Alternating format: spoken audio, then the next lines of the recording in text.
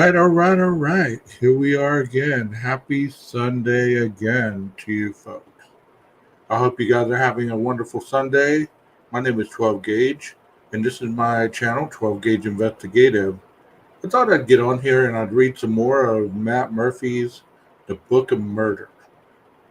If you're interested in finding out the beginning of the book or the first three chapters, you might go into my library. I have started the book probably about a couple months ago. So if you're interested in listening to the audio portion, please go into my library and check it out. Let me load it up and get started. Welcome to the people in chat. Hope you guys are having a wonderful Sunday.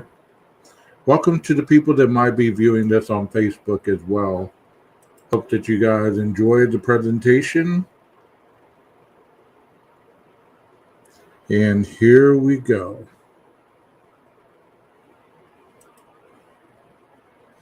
Chapter 4. No bodies, no murder. I returned from Indonesia with a new sense of purpose and dedication. I had recharged my batteries, I was totally single, and I hit the ground running. I prosecuted some short jury trials in rapid succession. A murder in a bar, a love triangle between homeless parolees and a mentally ill woman they were fighting over, a child abuse homicide, and even a serial rapist they passed along to me from the sexual assault unit. All wins. I was honing my skills and moving through my caseload at speed, but it wouldn't be long before I embarked on one of the most downright diabolical cases of my entire career. I was pulling into the parking lot of the DA's office a few short months after Napa when I got a call from Detective Dave Byington. "Hello, counselor. We have a weird one." Dave explained that a couple had gone missing while attempting to sell their yacht in Newport Beach. "Hoping you can swing by with your investigator today and we can break it down for you." Looking back through the lens of everything we uncovered regarding the disappearance of Tom and Jackie Hawks, it's easy to forget that the case began as a pure mystery. And the more we learned about Tom and Jackie Hawks were, the worse it all looked. There was no way to rationalize what happened to them the way that we try sometimes to convince ourselves that we could never be the victim of a gang murder. Tom and Jackie were good people living a good life who fastidiously made good decisions. Tom Hawks was a 57-year-old former probation officer who had been financially responsible to the point of being frugal. He had saved enough to retire early and live his dream, buying a 55-foot yacht with his wife, 47-year-old Jackie, and outfitting the boat to serve as an incredible home on the water. Their dream, quite literally, was to sail off into the sunset. They cruised around the Sea of Cortez and in and out of Newport Beach Harbor in Southern California for more than 2 years. Tom had 2 children from his first marriage. Jackie, a widow whose first husband had died in a motorcycle accident, had left Jackie injured and unable to have children of her own. Had raised them with Tom, Jackie, and the kids, Ryan and Matt, then young adults. Were a close-knit family, and Matt, living in Arizona, had just become a father for the first time. Tom and Jackie fell in love instantly with their new role as grandparents, and led by Jackie's enthusiasm, decided that in 2 years of living on the water were enough. They had a new plan: sell the yacht, use the proceeds to buy a smaller boat, and move back to Arizona and help raise their baby grandson, Jace. Jackie was over the moon. Tom, still careful with money, didn't want to pay the typical 15% commission if you use a broker to sell a yacht. And so he took out an ad in Yachting World magazine to see if he could find a buyer himself at a listed price of nearly $500,000. Soon a young man reached out to him, Skylar DeLeon, 25 years old. It seemed too easy. Tom and Jackie told friends that Skylar was a former child actor with plenty of money who didn't even want to haggle about the price. Like test driving a used car, the plan was for Tom and Jackie to take Skylar on a sea trail. Then close the deal, Jackie called a friend from the boat in the late afternoon on November 15th, 2004. They had planned to meet up that night and told them they were still in the water and she'd give them a call when they got back to shore. That was the last time anyone heard from Tom or Jackie Hawks. By the next day, their family was already concerned. Jackie never turned off her cell phone, and yet their calls were going straight to voicemail. It wasn't like them to be out of touch for even a day. Had they closed the deal and spontaneously decided to take a road trip with the proceeds? It seemed unlikely. Tom's brother Jim Hawks was a retired police officer. In fact, he had been the chief of police in Carlsbad, California, about an hour south of Newport. As soon as Ryan and Matt reached out to tell him they were worried, Jim drove up to the boat dock. There he found the dinghy Tom and Jackie used to get out to the yacht, which was moored in its usual spot. But something didn't feel right, and the dinghy didn't look right either. Tom was meticulous about his boat and its upkeep, and Jim saw that the motor was still in the water and the boat was tied up improperly. When he made it out to the yacht, things looked just as sloppy. There were tarps on the deck and a towel hanging out of one of the portholes. Jim knew his brother would have never left the boat that way. Jim Hawks left his business card on the yacht with his phone number and a note saying he was trying to find his brother. Soon after, he got a call back from a woman who identified herself as Jennifer DeLeon, Skylar's wife. With both concern and annoyance, she told Jim that she and her husband couldn't track down Tom and Jackie either. She said that they had bought the boat in cash and that Tom and Jackie were supposed to show them how to operate it and come get their stuff. Jim called Tom and Jackie's friend down in Arizona, who took care of their finances when they were on the water, figuring that if they'd gotten the money, she'd know, or at least the bank would know, but there was no activity on the account. The family filed a missing persons report with the Newport Beach Police Department. Dave Byington and his team searched the boat, but it was clean, too clean in fact. They requested a second CSI team, this time from the Sheriff's Department, to come process the boat too. Again, they found nothing. When my investigator Larry Montgomery and I arrived at Newport Beach Police Department, Byington explained, "We have a missing couple. We have no evidence of a struggle, but we can't find their car. Nobody was heard from them, and the family says they were looking at property in Mexico. But the whole thing is super weird." The one thing they did find on the boat was a receipt from Target for trash bags, Clorox wipes, and a bottle of Tums. They were able to get surveillance video from the store, but it wasn't Skylar or Jennifer who'd made the purchase. Turned out it was Jennifer's father, Steve Henderson. Most people don't know that Target keeps a video record of every transaction at their stores, which is frankly pretty awesome. We were able to track down Steve, and he brought us to Skylar and Jennifer, who were volunteering at their church. Their toddler daughter, Haley, in tow, and Jennifer very pregnant with a second child. So this sounds suspicious to say the least. I mean, at the very least, this sounds very suspicious. The church, the pregnancy, and the fact they were cooperative in every way made Skylar and Jennifer seem like an innocent young couple caught in a mess. They presented as the perfect all-American family. Police separated Skylar and Jennifer and interviewed them. Each told essentially the same story that Jennifer had told to Jim Hawks. The boat had been purchased with cash, and Tom and Jackie had promised to instruct Skylar on how to properly operate everything. Skylar and Jennifer had answers for every question, expressed concern for the Hawks, and even added a kicker that made them sound completely legit. If a little mercenary. Once you find these people, can you please tell them they need to make good on their promise to show Skylar how to properly operate the boat? We would hate to have to sue them.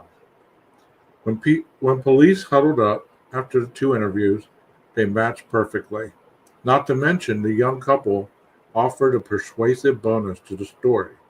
Jennifer provided police with the original bill of sale documents, which also contained a stamp of precipitant witness and notary public named Kathleen Harris.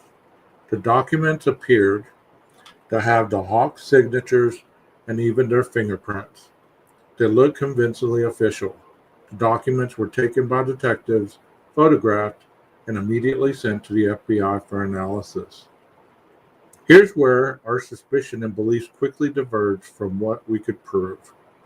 With every minute they ticked by, the more we learned about Tom and Jackie.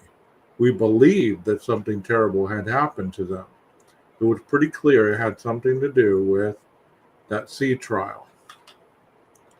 But the only evidence we had at the point was that the DeLeons had bought some cleaning supplies and had done such a good job cleaning the boat that there were no fingerprints to be found, no DNA, no signs of a struggle, nothing. So what do? Things got more complicated the more we investigated. The produced and notarized documentation from the sale was for a sum $200,000 less than what Tom had been asking for. Even stranger, Jennifer also produced a signed and notarized power of attorney form giving Skylar the right to access Tom and Jackie's bank accounts. And that was striking. Why would Tom and Jackie have given this power to a near stranger? And where did Skylar and his wife get that kind of cash? More alarming, Skylar was on probation and had recently spent time in jail for armed burglary. Yes, he'd been a child actor, like he told the Hawks. Sort of. A few commercials and a non-speaking role as an extra in 2 episodes of Mighty Morphin Power Rangers. The rich kid Tom and Jackie had told their friend about wasn't real. But Skylar was incredibly smooth. In his initial interview with detectives, he had an explanation for everything. First, the bill of sale was lower because Tom wanted to avoid taxes. Second, the cash was money he was trying to illegally launder, related to drug trafficking in Mexico, linked back to his father, who had a police record going all the way back to the 1980s when he did federal prison time for drug smuggling. Skylar even brought up his burglary, which was super strange in its own right, explaining that it was part of the cartel business involving his father. Third, the power of attorney. Skylar said that Tom and Jackie wanted to buy property in Mexico, and that Skylar had offered to help them open a bank account down there, using his Mexican citizenship and connections.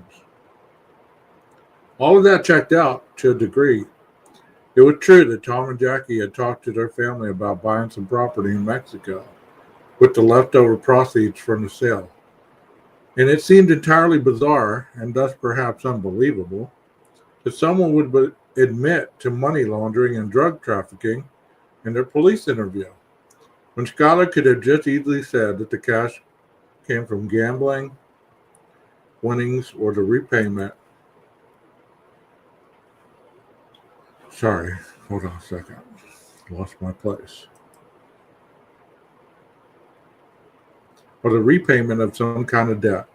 The fact that his explanation was so thorough, and that on top of that, we had a licensed notary saying she'd witnessed the whole transaction, seemed strangely convincing. And we interviewed notary Kathleen Harris no fewer than 5 times, and her story was nearly perfect. Nearly. We'll get there soon. By admitting to laundering money while he was on probation, Skylar could have been sent to prison for 8 years. Why would he do that if he wasn't being honest? The genius of the story, and what made it so easy to buy, is that Skylar put himself in legal jeopardy. No one does that.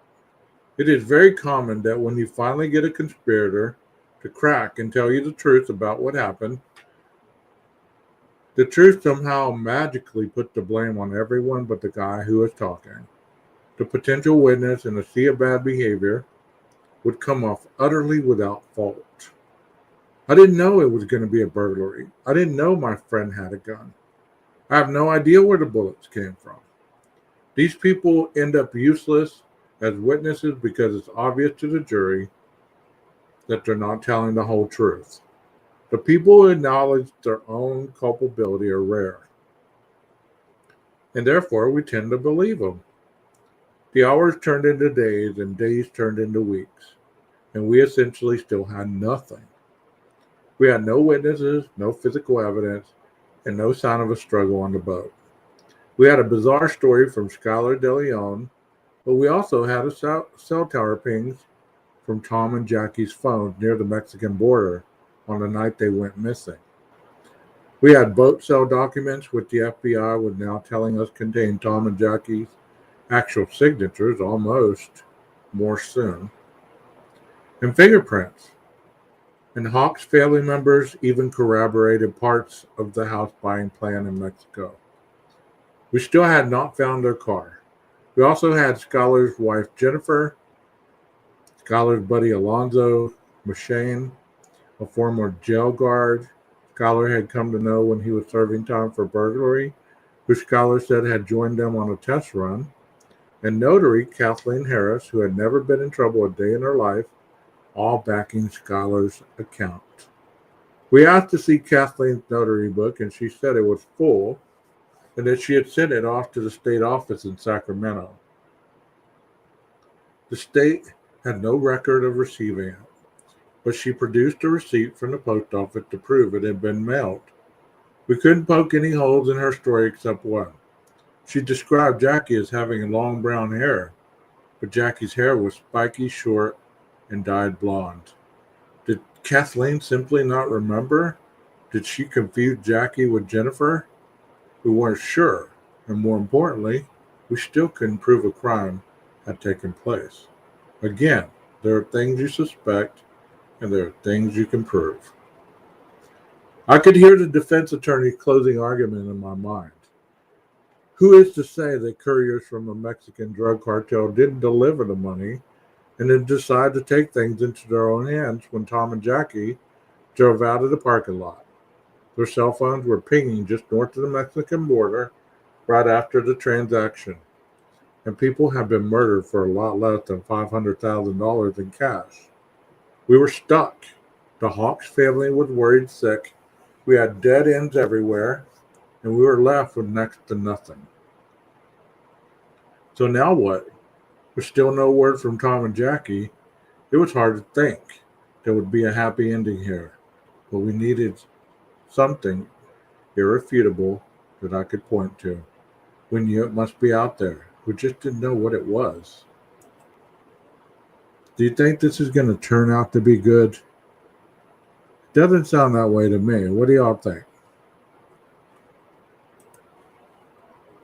Forensic scientists are excellent at what they do. Similarly, the detectives assigned to the case were among the finest I have ever worked with. But none of them had received any specialized training on what to look for when examining a boat, and neither had I. Ultimately, the final decision about who to charge and for what crime fell to me.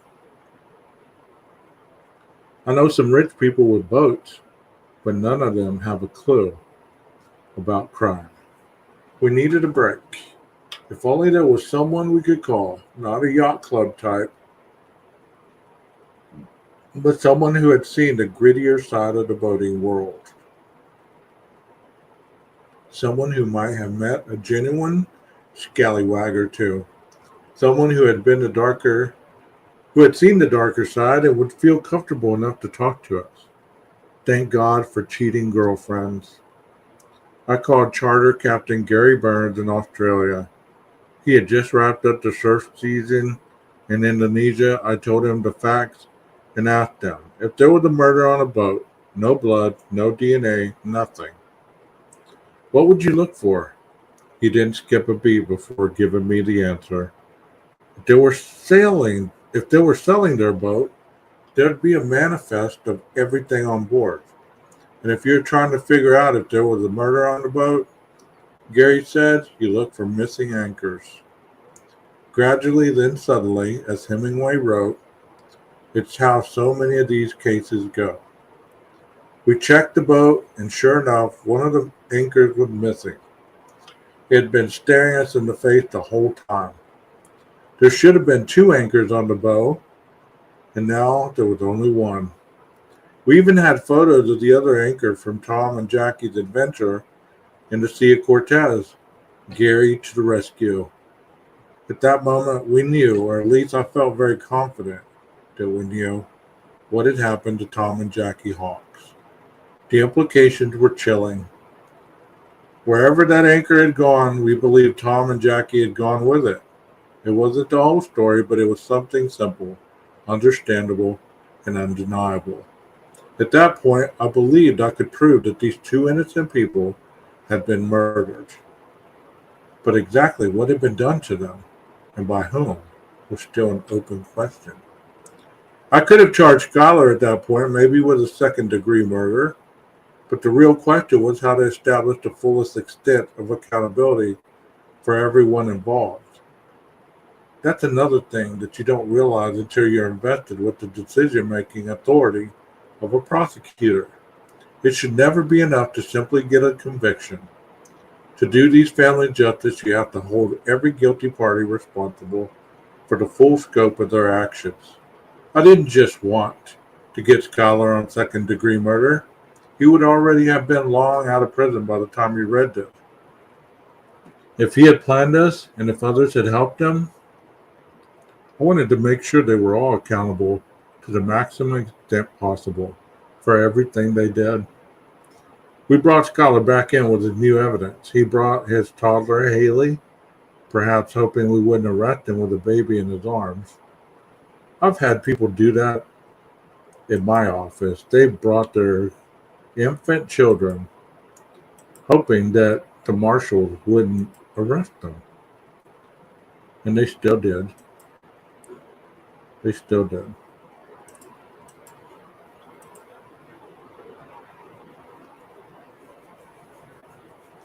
As soon as he realized how much we knew, he got nervous. And I think the kid could tell. Haley suddenly vomited right on Schuyler's lap. We let Schuyler go, and the next day we arrested him on charges of his admitted money laundering and probation violation, buying us time to keep building the murder case. Next, I approached Jennifer's lawyer with a deal. For the first time in my career, I offered what is known as full transactional immunity, not realizing how deep her involvement really was. Transactional immunity, as opposed to what is known as the use immunity, is what most people think of when they hear the term. It means immunity. It means confess everything you have ever done wrong in your entire life and receive complete absolution. It's not just a get out of jail free card. It means the receipt never goes to jail in the first place. Recipient, I'm sorry, I said receipt. All she had to do was tell us what happened, and she would never have to serve a single day in custody. Astonishingly, she turned it down, letting young love win out over reason, sound legal advice, and any notion of doing the right thing. I was enjoying a rare round of golf on a Sunday morning when her lawyer, Mike Molfetta, gave me the news. Mike is one of the best lawyers I know, and his client control is unmatched. She's got nothing more to say. I couldn't believe it. She was going all in. Jennifer would visit Schuyler regularly at first. They would speak on phone lines through glass, just like you see in the movies. Not suspicious at all, they would often whisper. The lines were recorded, of course, and we would enhance all the tape to the limits of available audio technology. Much of what they said remained unintelligible, but we did get one true nugget. As Schuyler was reassuring Jennifer that he would be home soon, he whispered, "Remember, no bodies, no murder, Boom. With Skylar in jail receiving regular visits from his wife, we turned to the media. That's when the dominoes really began to fall. Almost a full month after Tom and Jackie had disappeared, we put Ryan Hawkes, grieving, telegenic, compelling on Good Morning America, Larry King Live, and anywhere else we could in order to try and find out if anyone out there knew anything, if anyone had seen Tom and Jackie, or perhaps seen their Honda SUV, which had been missing all along. Incredibly, the day after the media blitz, detectives got a call from a woman in a trailer park in Mexico who said she had seen Ryan on the television and she was looking at the car right now. Arizona plates outside her window. She sent a photo and it matched. If there was any last hope we would find Tom and Jackie, here it was. Maybe, just maybe, they had gone to Mexico and somehow couldn't reach their families. Maybe something had happened to their phones. Maybe they'd been kidnapped, but were still alive. Dave Byington went down to San Miguel, Mexico, with a group of his detectives. Dave is of Mexican ancestry and actually had a connection with the chief of homicide in Ensenada. The Mexican police rolled out the red carpet for us, and the homicide chief himself arrived at the San Miguel trailer park with 3 or 4 of the police officers to assist Dave and his team. Sure enough, there was the car. Dave knocked on the door of the house, and there was a local family inside. "Hello, can you please tell us where you got the car?" "Our friend gave it to us." "Who's your friend?" "Skylar De Leon." Home run, or so we thought, until a brand new twist suddenly emerged. The friendly police chief stepped up. "Did you say Skylar De Leon?" he asked the family in Spanish. He then stepped inside the house and closed the door, leaving Byington outside staring at his shoes. The chief emerged about 20 minutes later. In a cloud of dust, he pulled his men, got in his vehicle, and left with no explanation other than declaring, "You cannot have the car." What in God's name just happened? Hold on a second. I'll be right back.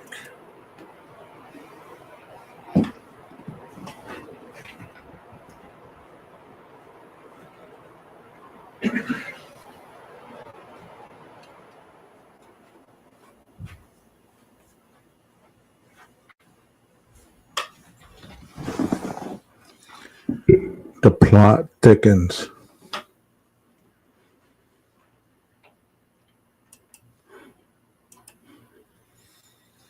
As we would soon find out, Skylar De Leon was a known entity to Ensenada's chief of homicide.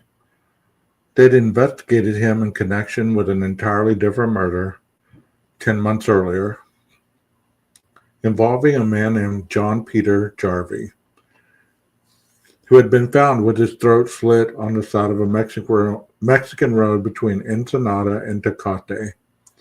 That investigation culminated in a personal meeting between Skylar and our suddenly not-so-friendly chief of police. At that point, we had no idea any of that had happened, and we still had no idea what they discussed, but charges were never filed against Skylar, and the investigation suddenly came to a halt, at least until we got a hold of it. El Jefe de Homicidios did exactly nothing from the point forward.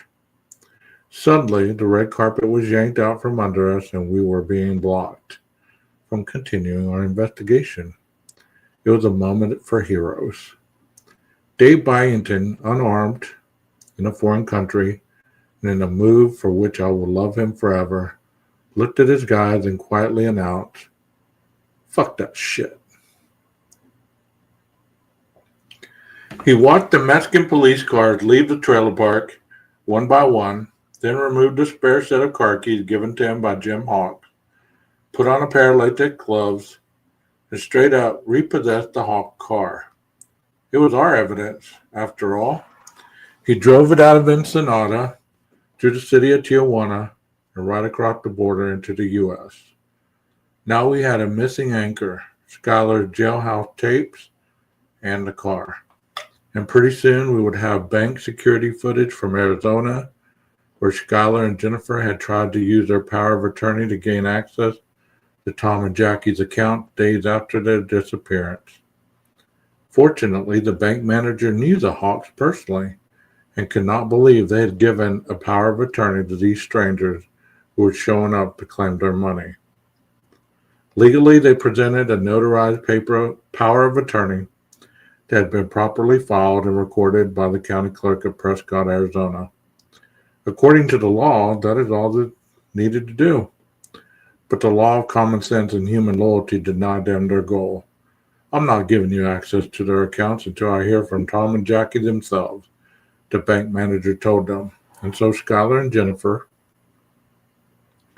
caught on camera with grins on their faces as they thought they were about to solve their money problem forever, went home empty-handed. We then searched the home of a dive shop employee who connected Skylar and Jennifer with the notary, Kathleen Harris. The search yielded exactly one clue, but it was a big one. A crumpled color photocopy of Tom's and Jackie's driver's license was found wedged between a wall and a waste paper basket it was supposed to have been tossed into. Oops! Jackie's driver's license photo revealed that she had long brown curly hair before she had moved onto the boat and chopped and colored it. That's why Harris had described Jackie with long brown hair. She was basing her description off a photo. That meant I could prove she had never met her. So now we had the notary too. With all of this, we got a search warrant on Skylar and Jennifer's garage apartments. And there we found Tom and Jackie's laptops, their video camera, and more, along with the business card of an Interpol detective who'd been investigating Skylar in connection with the John Jarvie case. And that's when we started to connect the dots with what had happened with Dave Byington's red carpet rejection down in Mexico. After the searches, our notary, Kathleen, was the next one to fall. After multiple dishonest interviews, she came back with a lawyer looking to talk. No, she'd never seen Tom and Jackie.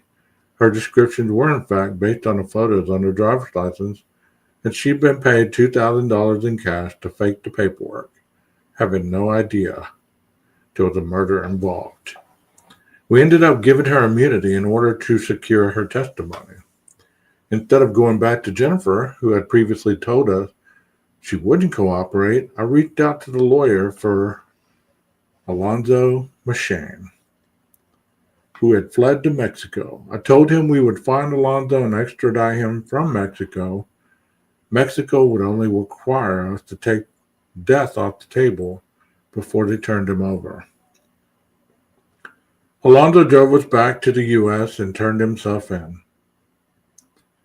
We offered what is known as a proffer, an agreement between a prosecutor and a witness where they agree to talk and we agree not to use what they say against them.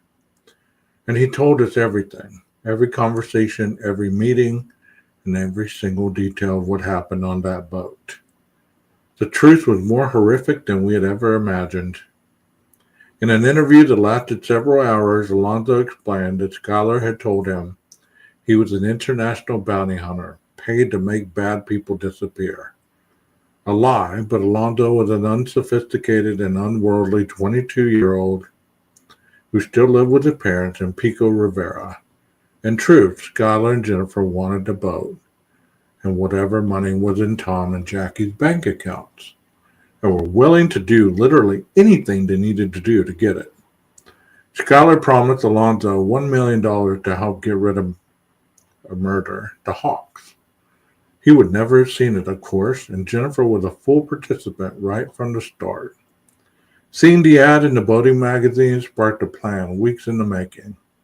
Skylar recruited Alonzo to help, and then upon meeting Tom for the first time and seeing that he was a big, fit bodybuilder, Skylar called around for more muscle, finding a former gang member from the Long Beach Insane Crips, improbably named John Fitzgerald Kennedy, to pose as his accountant and join them on a test run. Indeed, when Tom, savvy from his days as a probation officer, seemed skeptical of Scholar's intentions, Scholar had called Jennifer to come down to the harbor, bringing Haley with her to reassure him and Jackie that they were a kind, loving family. These people literally used their toddler as a prop to gain Tom and Jackie's trust, then murdered them in the coldest blood imaginable. They bought stun guns and architected a plan. On the afternoon of November 15, 2004, Scholar, Kennedy, and Alonzo drove to Newport Beach for the sea trial. Scholar introduced Kennedy as his accountant as they boarded a boat, and the trip was soon underway. Tom steered the yacht out of Newport Harbor and into the open ocean. Once they were far enough from shore, Scholar and Kennedy overpowered Tom, and when Jackie heard the commotion, Alonzo hit her with a taser and subdued her as well. Jackie pleaded, "How can you do this, Scholar? You brought your wife and baby on board. We trusted you." Tom and Jackie were handcuffed and forced to sit on the couch in the main salon of the boat. They were then presented with a bill of sale document and a power of attorney form the Scholar had prepared. He told the Hawk that if either of them refused to sign, he would hurt the other one. Tom repeatedly assured him that they would cooperate as long as Jackie remained unharmed. Jackie, sending future investigators a signal, in fact, signed her name incorrectly, Hawk, without the letter S, with enough presence of mind to hope the error would indicate to someone out there that something was wrong. After signing the documents, Tom and Jackie were taken downstairs to the main bedroom and placed on the bed they had shared for the past 2 years. Scholar then set a course for the deepest part of the ocean. And Tom, handcuffed back to back with Jackie, stroked her hand and tried to calm her. She had been begging for her life, telling Scholar she just needed to see her grandson one more time. "It's okay, sweetheart," Tom told her. "Where we're going to be together." Alonzo described how they brought the anchor from the bow and attached it to Tom and Jackie. Two were blindfolded, duct taped, and now face to face on the fantail of their beloved yacht.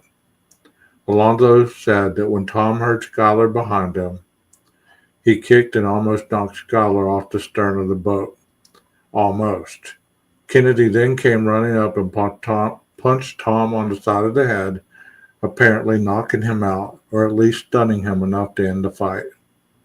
Jackie was screaming as Scholar threw the anchor overboard, the line going taut, yanking Tom and Jackie violently into the cold November ocean. We all had that one conversation as kids, the one where we contemplate the most horrible way to die. Would you rather burn to death or freeze to death? Fire ants or get eaten by a lion? The question I couldn't stop thinking about was, how do you cry and try to hold your breath at the same time? Truly awful stuff. On the ride back to the shore, Scholar threw the Hawks' family photos and possessions into the ocean like they were frisbees. John Kennedy grabbed a beer from the fridge, found a fishing pole, and tossed in a line off the side of the boat. These were cold-blooded killers, utterly lacking any sort of human remorse. It is perhaps the cruelest case I have ever encountered, and Scholar is perhaps the scariest sociopath I have ever met. We put the pieces together for John Jarvie's murder as well. Scholar was in a work release program in jail at the time and convinced Jarvie, a pilot who got into painkillers and associated legal trouble, that he had a big score for the two of them down in Mexico. He convinced Jarvie to give him $50,000 in cash and then drove him across the border, slit his throat, and left him to die on the side of the road. Scholar was late in getting back to jail that night, but it was okay because his friend Alonzo Machane was in charge and fudged the attendance sheet. Watching the Hawks home videos was an experience. I decided to view them sequentially. and started with the first tape as I was working alone in my office late one evening. Tom and Jackie had carefully documented their lives on board that yacht, which they named the Well-Deserved, for the better part of the 2 years. We found those tapes in Skylar and Jennifer's crappy converted garage, as they had also stolen their warmest memories. As the prosecutor of their murders, I had a unique opportunity to really get to know my victims by watching those tapes. It was hours and hours of touching raw video. Tom swimming with a whale shark in the Sea of Cortez, Jackie giving the viewer a tour of the interior of their lovely home on the water. You can see their wonderful sense of humor and how much they loved each other. So many amazing adventures. There's a body surfing video from when Ryan and his dad were back in Newport Beach. I don't know why, with all the horror in this case, but for some reason, watching that particular clip, showing them laughing together as Tom got knocked down by a wave, it all suddenly got to me. Not the anchor, not the begging for life, not the sheer brutality, but the poignant moment between a father and a son. The tears started and I broke down crying. It gets me every time I think about it, and it's making me choke up again, even as I write this. That of all things is what finally broke my heart for those people in that family. I have never shared that before. It's funny how the little thing can catch your emotion so completely off guard. The trials in this case were so involved and so detailed that I would almost need another book to walk you through it all. Each was very different. The first to go was Jennifer, and she was represented by the formidable Mike Molfetta. He had correctively advised her to cooperate and take any offer of immunity. She hadn't, which left him to have the formulated defense where, in essence, she blamed Skylar for everything. She was not on the boat at the time of the murder. Skylar was, in fact, a genuine psychopath. Jennifer had a family to worry about. Molfetta argued quite persuasively that had Jennifer not met Skylar, she would likely never have committed a crime in her life. Among the problems with her defense, however, was that Jennifer DeLeon knew all about the murder of John Jarvie 10 months earlier. In fact, Jarvie parked his car in front of Jennifer's parents' house, and it sat there for days before Skylar finally got rid of it. When police came looking for him, Jennifer was the person who answered the door. The officers informed her that the owner of the car had been missing, had been found dead in Mexico. On that same day that car turned up, Skylar had come home with $50,000 of Jarvie's cash. This money was immediately used to get them out of debt, buy a new Toyota Highlander for Jennifer to drive, and believe it or not, purchase a $900 sex toy that Skylar found online on his desktop computer before returning to Seal Beach City Jail and checking in with Alonzo. Fair to say, Jennifer knew everything, so when Skylar asked her to come down to the boat and bring Haley in order to put these people at ease, Jennifer knew exactly what she was doing. This was a woman who used her child to lure an innocent couple into the false sense of security so that her deranged husband could murder them and steal their boat. Phone records from the night of the killings were also very telling. When Skylar arrived in Newport, he called Jennifer. When the Hawks were tased and subdued, he called Jennifer. When they were taken out to sea and dumped overboard like trash, he called Jennifer. There were more than a dozen calls between them.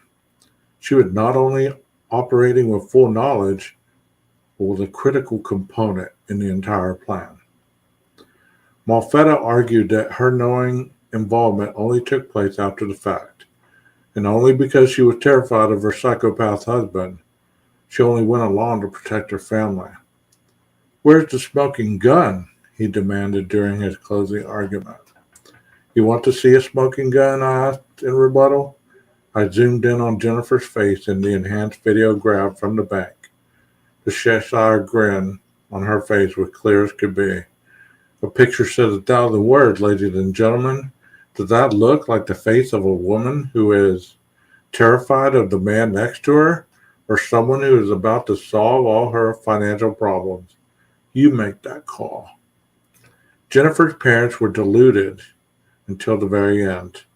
We knew from listening to the jail tapes that they had said to her lawyer, I know Jesus will be in the courtroom with us. If Jesus shows up, Monfetta responded, you can rest assured he'll be sitting with the Hawks family. After an offer of no prison time in exchange for the truth, Jennifer cast her lot with Schuyler and is now serving 2 life sentences without the possibility of parole.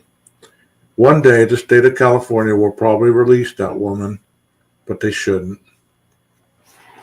Schuyler was next, and while you might think he could bring in Jennifer's guilty verdict here, in a severed trial like this, we actually couldn't. Given the horrific nature of pretty much everything in the case, we sought the death penalty.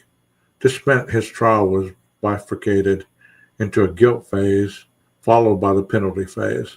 In such cases, first the jury must decide whether or not he did it, and then they must decide the appropriate penalty. Life without the possibility of parole, or death. We knew Schuyler was likely to never get executed, at least not in California, but when the case truly merited it, less than 4% of the time as it happened, we felt it was appropriate to seek death, even though it took perhaps 5 times the effort as compared to a regular murder case. One of the unfortunate aspects of prosecuting death cases is that not everyone involved in the process approaches their task with the same dedication to fairness and the law. Former California Supreme Court Chief Justice Rose Bird, for example, is reputed to have taken great pride in the fact she reversed every single death penalty case that came before her, sending them back to be retried in lower courts. This was perhaps a wonderful flex for her when surrounded by her ideological supporters, but it was catastrophic for the victim families, who had to relive the trial all over again.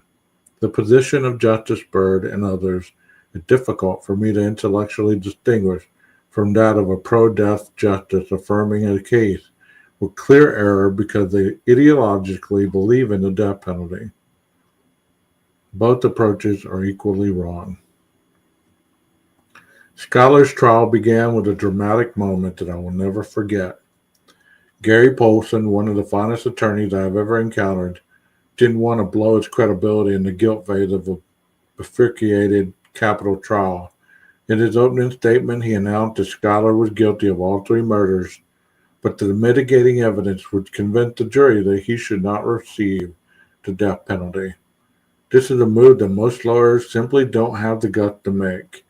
He knew it would win him points in the penalty phase because the jury would remember his honesty, and that even while he couldn't get his client cleared of the murders, he would have a fighting chance to spare his life. Credibility is everything in front of the jury. You see defense lawyers guided by zealotry more than strategy get up and argue fantastical nonsense on the behalf of their client during the guilt phase, and then once there's a conviction, they have to go in front of that same jury and somehow argue to spare their client's life. If the jury knows you try to fool them in the guilt phase, you run a substantial risk of losing credibility when it really counts. The penalty phase brought out excuse after excuse for why Schuyler didn't deserve the death penalty. One of the defense witnesses was Schuyler's mother, who told a story of his abusive drug dealer father and how there was once a big party at their house and little Schuyler fell in the swimming pool and no one noticed. Someone had to jump in and save him, and he was spitting out water, gasping for air. She didn't see the irony. As a general rule, I almost never cross a defendant's mother. It is very risky to go too hard on them, but with her, I couldn't resist.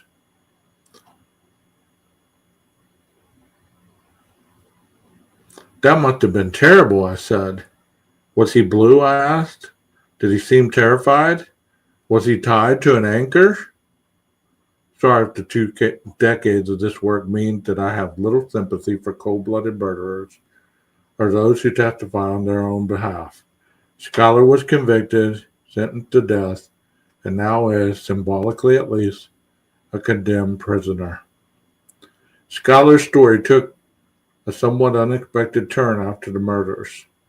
Schuyler is claimed to be transgender, and while in county jail sought to move to the Cushier Women's Facility, even making an attempt, a feigned one, I'm confident, to cut off his penis. Why am I so convinced that this is a manipulation and a sick attempt to take advantage of the sympathies of the transgender community? To begin with, Schuyler is a pathological liar. His entire life, Schuyler has been manipulating people along those lines. For years, Schuyler told people he was a hermaphrodite, so with no truth to it. Since his conviction, he has insisted that he needed the Hawks money for gender reassignment surgery. But this is also nonsense.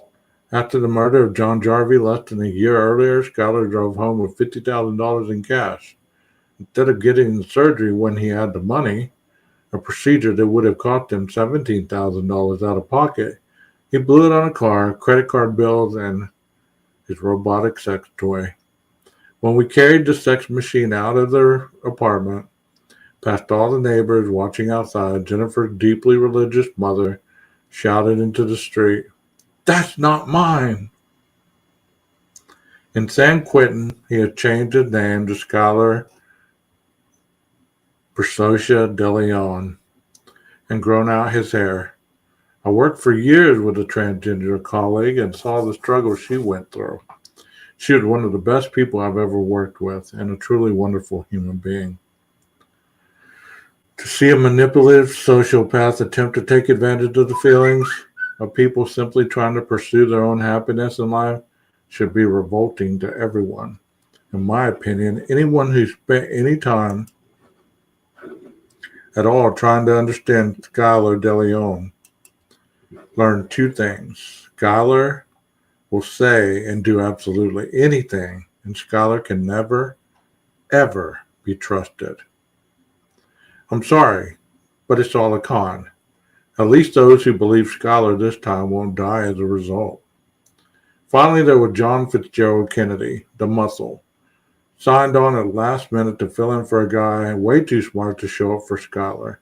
Kennedy had actually been training to be a pastor when he agreed to go on this mission. Right before the anchor went overboard, Kennedy threw perhaps the most cowardly punch in the history of all sucker punches when he hit Tom Hawks as he was blindfolded and tied up, but still fighting for his life of his beloved wife. There was one memorable wrinkle in his trial. Alonzo Machane, who testified as our witness against all three defendants, had a hard time remembering whether Kennedy had facial hair or not. Given the enormity of the events and the relatively short time he interacted with him, Alonzo just couldn't remember. We know Kennedy certainly had a goatee the night of the murder, but how important is facial hair really, and our ability to remember a face? I borrowed an argument from my colleague Larry Yellen that I saw him use back when we were working misdemeanors together. I had the benefit of PowerPoint, so I put up a silhouette of Michael Jordan in his famous Air Jordan ad. Not only is Jordan arguably the greatest basketball player to ever live, he's also perhaps the most successful pitchman, selling everything from shoes to cologne. For whatever reason, companies love to put his silhouette in their ads. The man is so recognizable, we really only have to see his shape to know who we're looking at. We've all seen him, at least virtually, hundreds, if not thousands of times. So ask yourself, does Michael Jordan have facial hair? If you don't immediately know the answer, does that mean you've never seen an image of Michael Jordan? Does that mean that you couldn't identify him in a courtroom? Take a few seconds and think about it.